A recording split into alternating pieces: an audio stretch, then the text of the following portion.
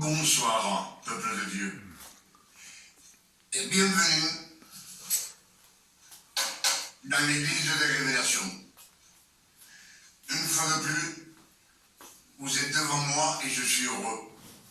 Je suis heureux parce que je vois que vous venez prendre connaissance du véritable évangile. Le véritable évangile, c'est celui que le Père éternel nous donne par le Saint-Esprit. C'est pour cela que je me réjouis, parce que les nouvelles révélations que le Père éternel nous donne ce soir, on est mercredi 8 avril 2026. On est dans le mois où on fête la Pâque. Et je suis heureux de pouvoir partager avec vous toutes ces révélations. Amen. Pour cela, je vous salue au nom de notre Père éternel. Et je vous salue au nom de notre Seigneur Emmanuel le Christ.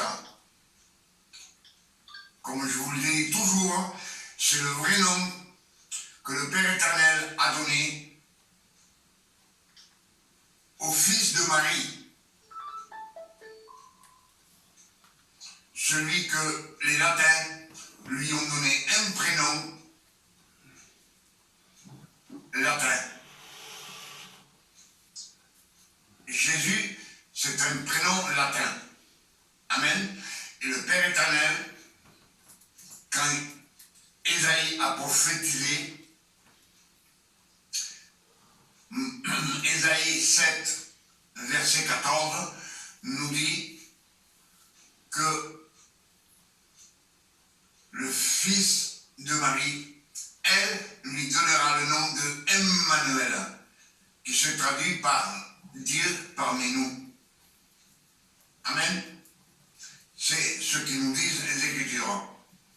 Et Isaïe, c'est approximativement 600 années avant que l'élu naisse, avant que le Christ naisse, le fils de Marie. Amen. Donc le vrai nom que le Père lui a donné à l'homme de chair et de sang que lui, il a élu, c'est Emmanuel. Amen. Ce qu'on va reprendre aujourd'hui, c'est le message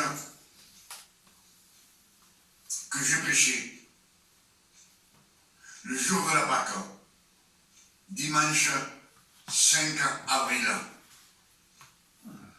On va le reprendre afin qu'on puisse mémoriser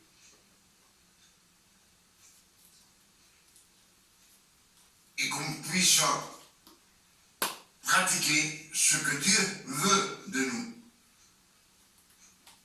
Amen. C'est pour cela que je vous demande d'être attentif à la parole de Dieu, afin de recevoir à 100% ce que le Père éternel veut pour sa création. Amen. Alors soyez attentifs s'il vous plaît. Comme je vous le dis, ce soir, on est mercredi 8 avril 2026. Amen. Et on va voir les versets qui nous déclarent la plus grande révélation de tous les temps. Que depuis que le Christ a ressuscité, personne n'a prêché la vérité sur ce que doit faire la personne humaine. Amen. Comme je vous l'ai dit plusieurs fois, nous ne sommes pas des fils de Dieu, nous sommes la création de Dieu. Les anges ont été créés. Les Écritures nous le disent, les anges, ils ont été créés. L'homme a été formé de la poussière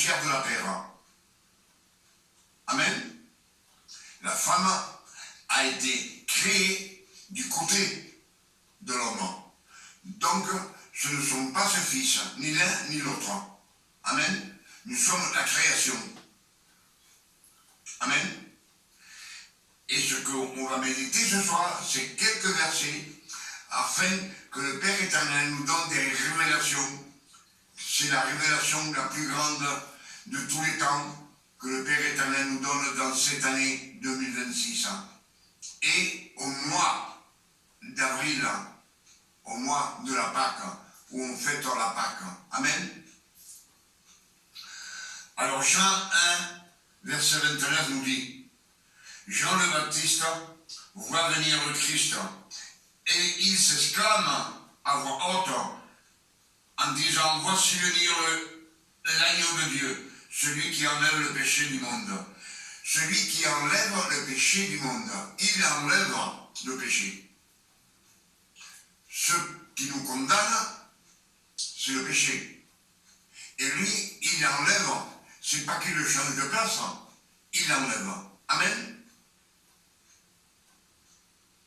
Ensuite, Galates 4, verset 4 nous dit, Dieu a envoyé le Christ, né d'une femme, né sous la loi, afin qu'il accomplisse toute la loi de Moïse, les 613 commandements, et qu'il rachète tous ceux qui sont sous la loi, et que nous ressuscions l'adoption de fils. Amen. Adopté comme fils pour avoir la vie éternelle. Si au début on est de la création de Dieu, après, il nous dit qu'il nous rachète de la loi, et qu'il nous adopte comme fils. Si on est fils, on n'est plus disciple et on n'est plus serviteur, ni ouvrier, on est des fils. On n'est pas des fils biologiques, mais nous sommes des fils par adoption. Je pense que vous savez ce que ça veut dire. Amen. C'est ce que nous dit Galates 4, verset 4. Dieu a envoyé le Christ d'une femme née sous la loi, afin qu'il accomplisse toute la loi de Moïse, les 613 commandements, et qu'il rachète tous ceux qui sont sous la loi, et que nous reçussions l'adoption de fils. Amen. Donc, il nous a racheté de la loi. Galates 5, verset 1, nous le confirme. Le Christ nous a donné la liberté. Il nous a affranchis de la loi. Il nous a affranchis de la loi. Amen. Il nous a rachetés de la loi. Donc, s'il nous a rachetés de la loi, on n'appartient plus, c'est fini, on n'appartient plus à la loi. Il nous a rachetés pourquoi?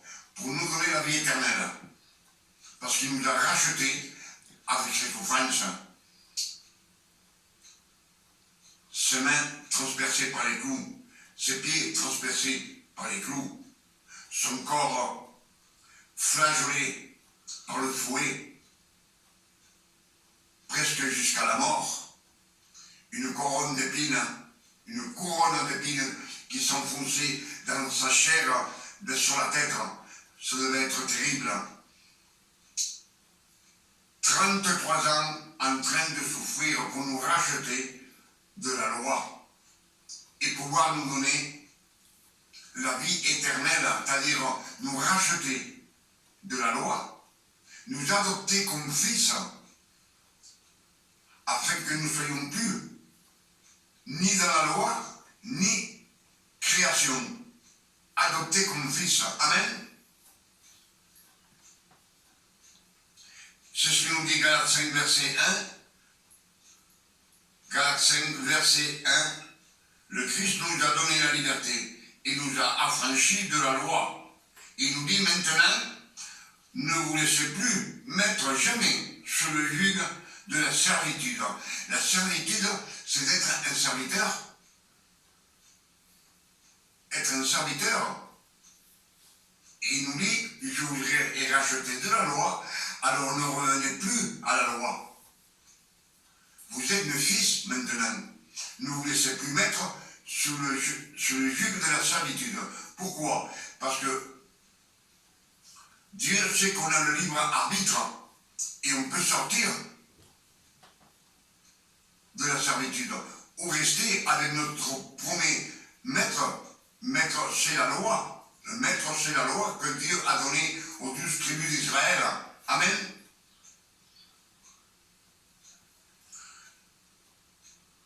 Puisque Jean 1, verset 9 nous dit, Jean le Baptiste voit venir le Christ, il dit, voici l'agneau de Dieu, celui qui enlève le péché du monde. Colossiens 2, verset 14 nous dit, ça se passe après la résurrection du Christ. Amen.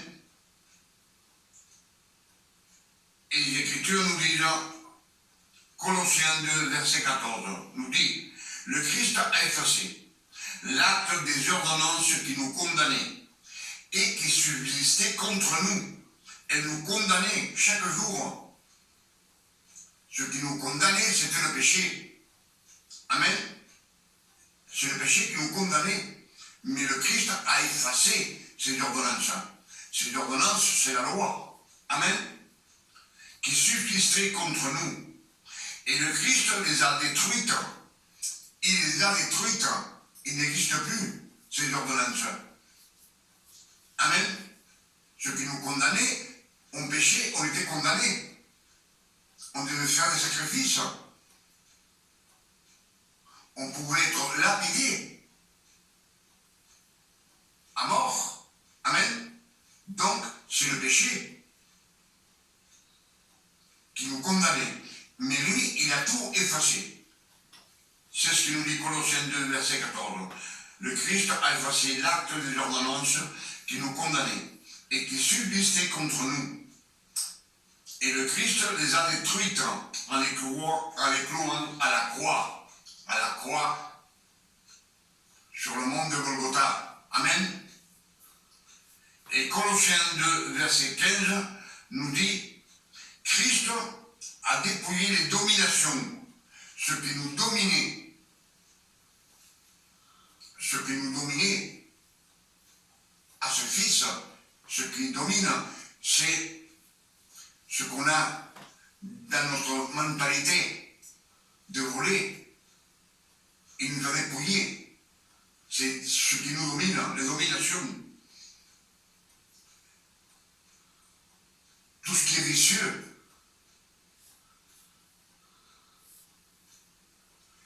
Le mal comportement. Amen. C'est ce que nous dit Colossiens 2, verset 15.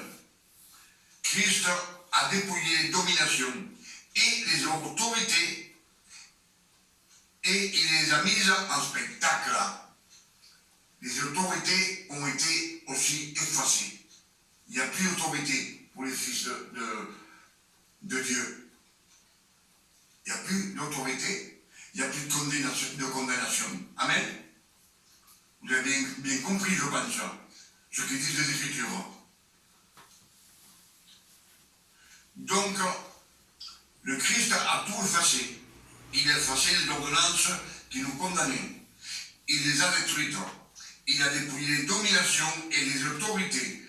Et il les a mises en spectacle. Et les Écritures nous disent, maintenant, tout est permis. Tout nous est permis. 1 Corinthiens 6, verset 12 nous dit, tout est permis, mais tout n'est pas utile. Tout est permis, on peut faire ce qu'on veut, mais tout n'est pas utile.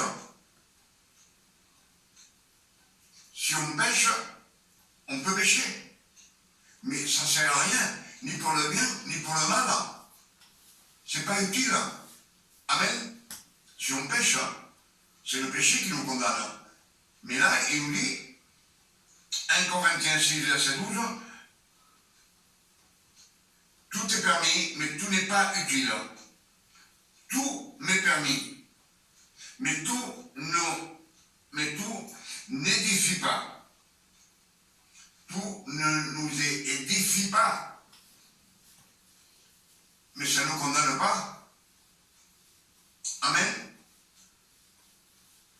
Tout est permis, c'est sûr, mais pour les filles de Dieu.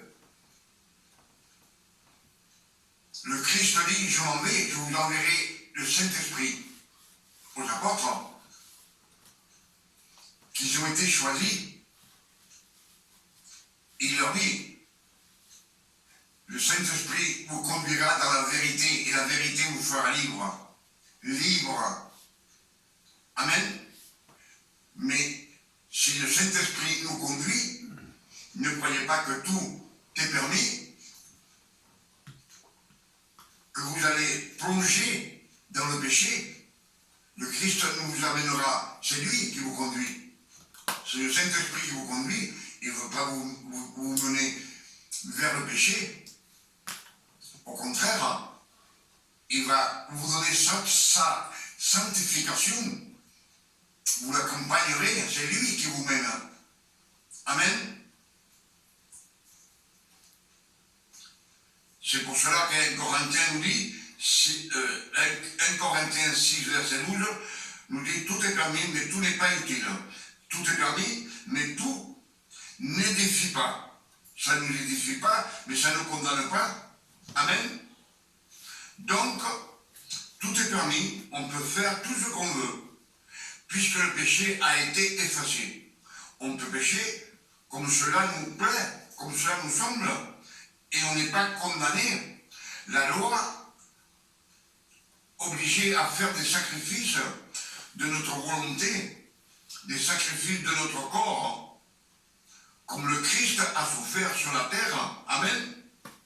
Mais comme la loi a été effacée, nous sommes libres de la loi. Donc le péché ne nous condamne plus, à condition qu'on ne pratique plus aucun commandement de la loi. Donc aujourd'hui, ce n'est pas le péché qui nous prive de la vie éternelle. Ce n'est pas le péché qui nous prive de la vie éternelle avec le Père éternel, avec Dieu.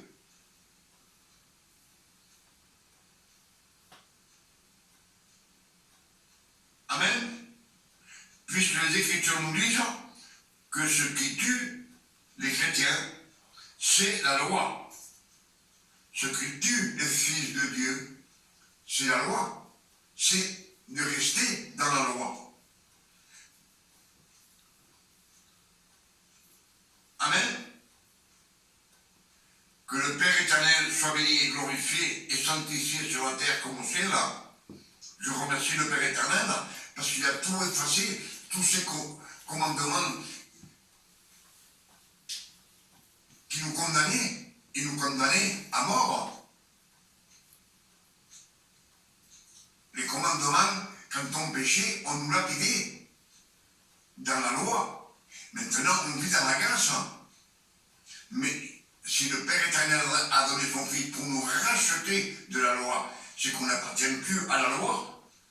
Et ce n'est pas le péché qui nous condamne, puisqu'il a tout effacé, toutes les dominations, toutes les autorités. On n'a plus d'autorité. Avant, le Père éternel était autoritaire sur les 12 tribus d'Israël. Il s'est servi des centaines d'hommes et des centaines de femmes qui sont écrites sur les Saintes Écritures. Mais tous ces hommes qui sont signalés sur la Bible, ils se nommaient, tous ces hommes et toutes ces femmes sont sauvés puisqu'ils ont été choisis. Amen. Mais voyez-vous que le Père éternel s'est servi avec des centaines et des centaines d'hommes et de femmes. Amen. Afin que sa création marche dans la sainteté.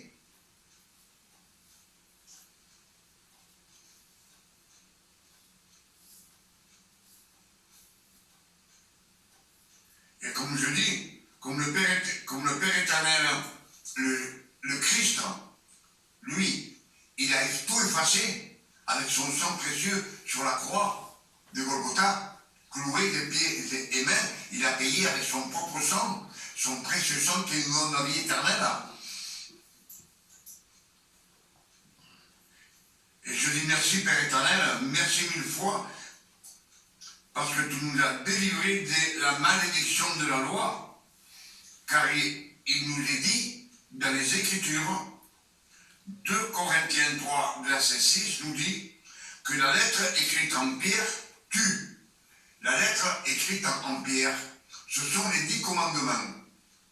Il n'y en a pas d'autres qui sont écrits en pierre.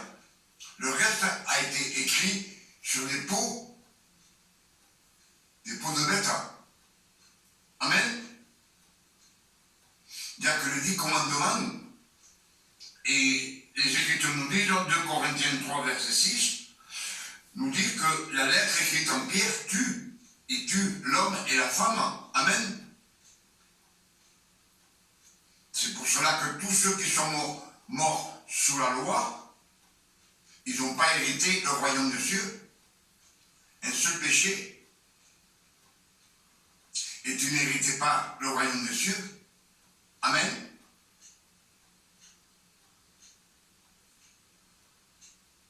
C'est ce que nous disent Jean 3, verset 5. Le Christ dit à Nicodème, Nicodème c'est la crème des pharisiens de la loi. Si tu ne renais de l'eau et de l'esprit, tu n'hériteras, tu ne rentreras pas au royaume de Dieu. C'est clair et net. Et là, 2 Corinthiens 3, verset 6 nous dit que la lettre écrite en pierre tue. Elle tue. L'habitation. Amen.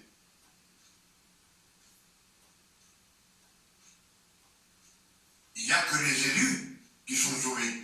Les 12 apôtres, ils sont sauvés. Pourtant, eux, ils marchaient dans la loi et la grâce. Ils annonçaient. Mais ils étaient toujours sous la loi. Amen.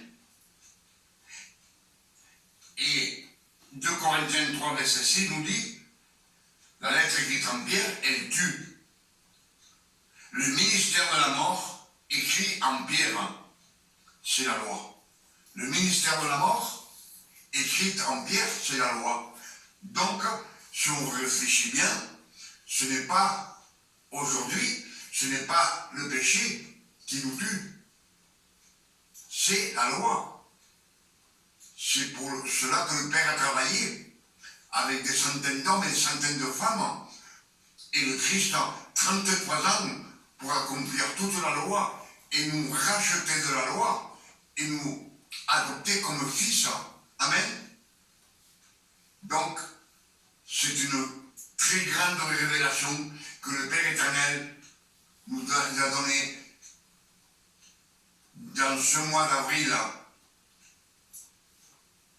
Ce message, je l'ai prêché dimanche 5 avril 2026. Je l'ai repris afin qu'on puisse mémoriser et se rendre compte, ouvrir les yeux, que ce n'est plus le péché qui tue les filles de Dieu.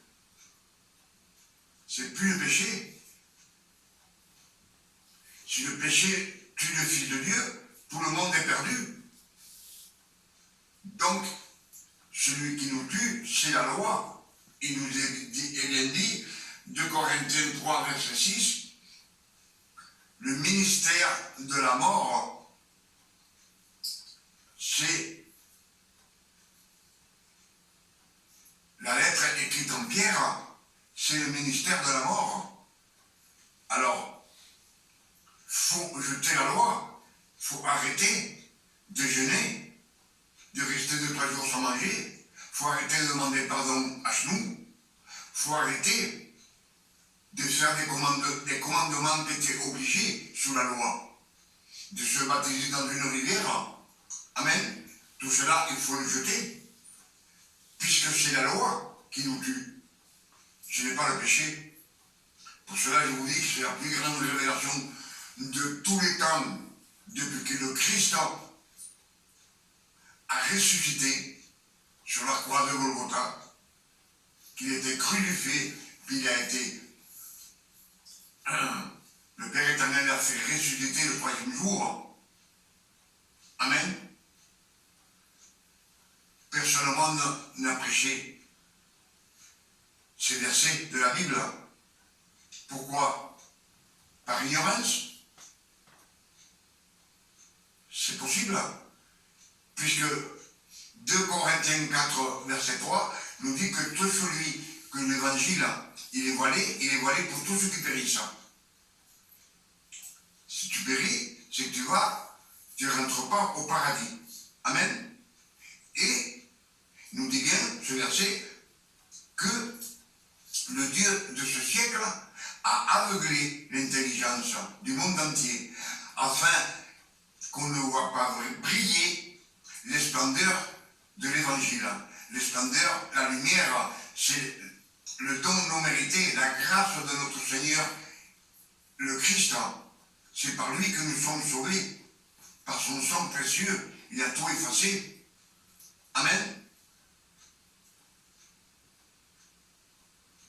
Comme le Christ a tout effacé, le Père éternel est assis à sa droite. Il est à la droite du Père. Amen. C'est par amour pour sa création que le Père éternel nous a rachetés. Il a donné son Fils unique sur la croix pour nous racheter de la loi et nous adopter comme fils. Amen. Donc, ce n'est pas le péché aujourd'hui qui nous prive de la vie éternelle avec le Père éternel. Ce n'est pas le péché qui nous prive d'être avec le Père éternel et vivre avec lui pour toute l'éternité. C'est la loi. Amen. C'est la loi qui nous condamne. Amen. On dit bien que tout le monde est sauvé? Non. 1 Thessaloniciens 4, verset 16 nous dit que le Père éternel, Dieu, le Seigneur lui-même, nous enverra un signe. Et à la voix d'un archange et au son de la trompette de Dieu, il descendra. Dieu descendra du ciel. Et tous les morts en Christ ressusciteront. Amen. Que les morts en Christ, et nous, les filles de Dieu, qui sommes sortis de la loi et qu'on a été adoptés comme fils, nous dit que dans un clin d'œil, on aura un corps incorruptible et qu'on rejoindra tous les ressuscités en Christ et on rejoindra le Père éternel dans les nuées du ciel. Pour toute l'éternité, nous vivrons avec lui. Donc nous, on ne sera même pas jugés au grand jugement dernier. Qui c'est qui va être jugé? Qui c'est qui vont nous juger?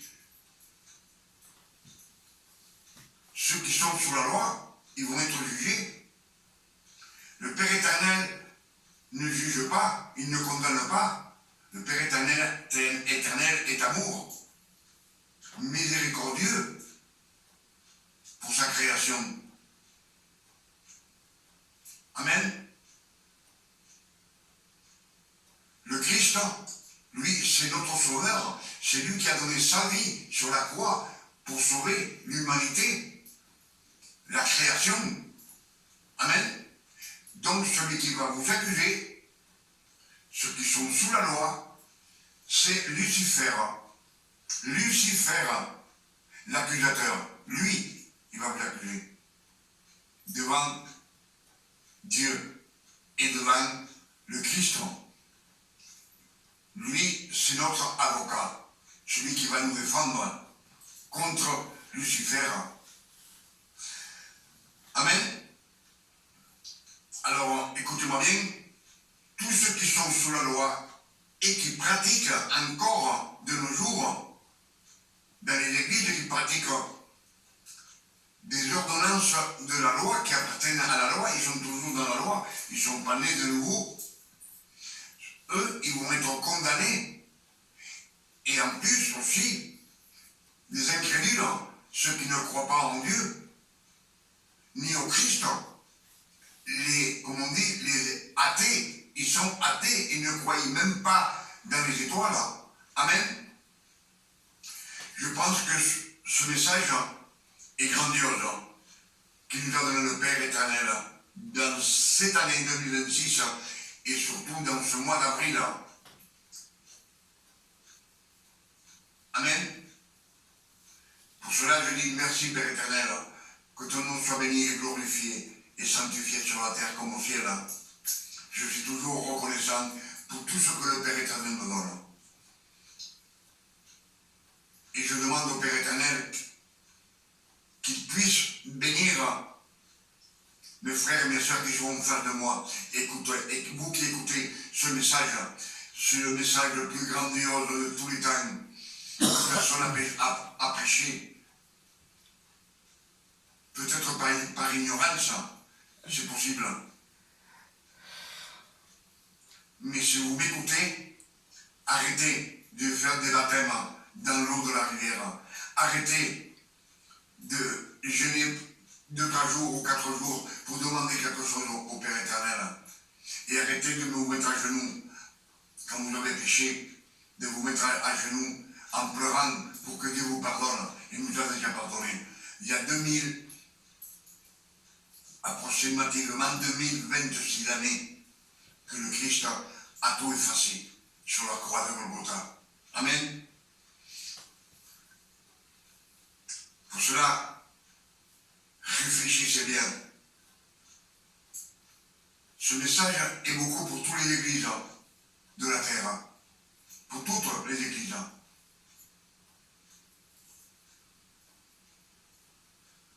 Que toutes les églises qui baptisent encore dans l'eau, comme font les curés, toutes les églises qui restent 2-3 jours sans manger pour demander quelque chose au Père éternel. Vous savez, le Père éternel s'est servi des milliers de personnes pour pouvoir sauver la création. Amen. Il a pris beaucoup de serviteurs.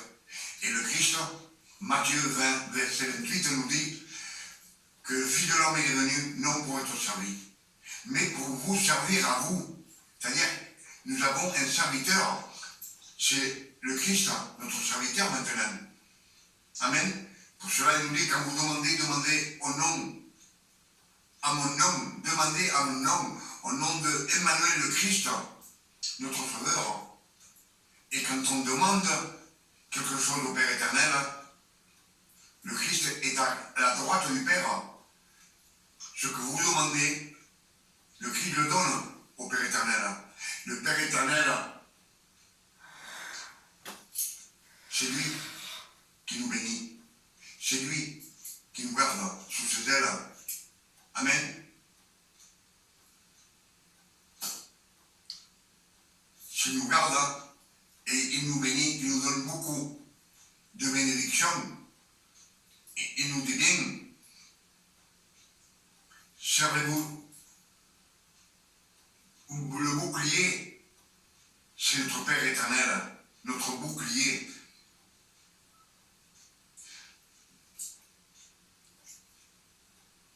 Notre cuirasse, c'est le Père éternel.